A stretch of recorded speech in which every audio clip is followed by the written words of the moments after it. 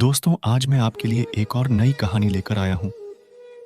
यह कहानी शायद हम सभी को एक थप्पड़ है, जो आगे बढ़ने की होड़ में हम पीछे को भूलते चले जा रहे हैं।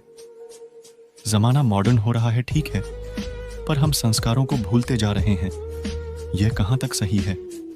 इसका मोल वही समझते हैं जिन्होंने हमारी नींव रखी है, जिन्होंने संस्कृति को बनाने, जिंदा रखने के लिए कई कुर्बानी दी है। वही समझते हैं इसके हनन की तकलीफ को।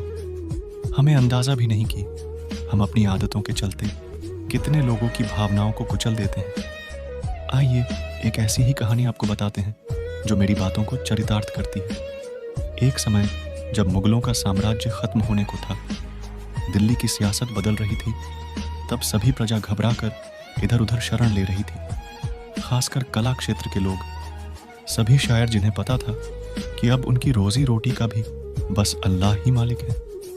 उस वक्त दिल्ली में एक मशहूर शायर हुआ करते थे जिनका नाम था मीर। एक दिन मीर भविष्य की चिंता में सर झुकाए बैठे थे। तभी एक राहगीर गुजरा। उसने रुककर चिंता का कारण पूछा। तब मीर ने अपने और बीवी बच्चों के भविष्य की चिंता व्यक्त की। तब उस राहगीर ने एक मार्ग सुझाया। उसने कहा, अभी भी हैदराबाद में मुगल राज है, वहां आप जैसे महान शायर की जरूरत है, आपको वहीं निकल जाना चाहिए। मीर को यह बात ठीक लगी और उन्होंने दिल्ली से रवानगी लेना तय किया। कई बैल, गाड़ियां सजी जिस पर उनका पूरा परिवार हैदराबाद की तरफ चल पड़ा। सफर कई महीनों का था, जिसमें कई शहर, कई संस्कृति के दर्शनों के बाद मंजिल मिलना था। आज का वक्त नहीं जो मिनटों में उड़ान भरकर दूरियां मिटा दे। मीर भी उस सफर पर निकल पड़े। कई जगहों पर रुकते हुए वे आगे बढ़ रहे थे। कुछ दिनों के सफर के बाद उनकी पोती ने उनसे बिगड़ी हुई उर्दू में कुछ बातें कही, जिससे मीर हैरान और स्तब्ध रह गए।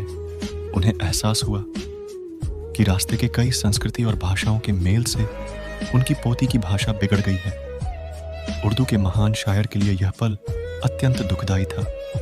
जिन्हें जिस भाषा में प्रचुरता हासिल थी, उनकी पोती उसी भाषा का अनादर कर रही थी। उसी क्षण मीर को एहसास हुआ और उन्होंने अपना काफिला रोका और तुरंत दिल्ली की तरफ वापस रुख करने का आदेश दिया। जिस पर उनकी बेगम ने पूछा, आपने फैसला भविष्य के लिए लिया था, अब आप पीछे क्यों जा रहे हैं? जिस पर मीर ने जवाब दिया, बेगम, तुम्हें रोजी रोटी की पड़ी है और यहाँ जीवन की दौलत लुटे जा रही है, लाखों की जुबान बिगड़ रही है। दिल्ली में खाने को मिले ना मिले, हम भूखे रह लेंगे, कम से कम लाखों की जुबान तो सलामत रहेगी। आज जमाना ऐसे बदल रहा है कि हिंदुस्तान में लोग हिंदी बोलने से शर्माते हैं। फैशन के दौर में हिंदी की जगह इंग्लिश ने ले ली है। हर प्रांत, हर प्रदेश ने भाषा को खेल बना दिया है। ऐसे में भाषा के ज्ञानी को जो दुख पहुंचता है, उसका अंदाजा भी हम जैसे लोग नहीं लगा पाते। हम पर फैशन की पट्टी ऐसे बंध गए हैं कि हम भाषा के महत्व को नकार बैठे हैं, ऐतिहासिक संस्कृति को झुठला बैठे हैं। मॉडर्न होना गलत नहीं, जरूरी है, पर अपनी जड़ें छोड़ देना गलत है।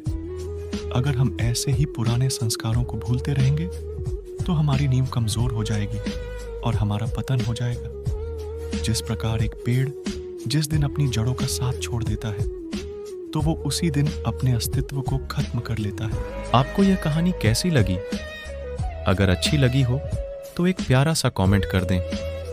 और हाँ, अपने छोटे भाई साजिद का चैनल सब्सक्राइब करना मत भूलिएगा। प्लीज सब्सक्राइब कर देना जी। धन्यवाद।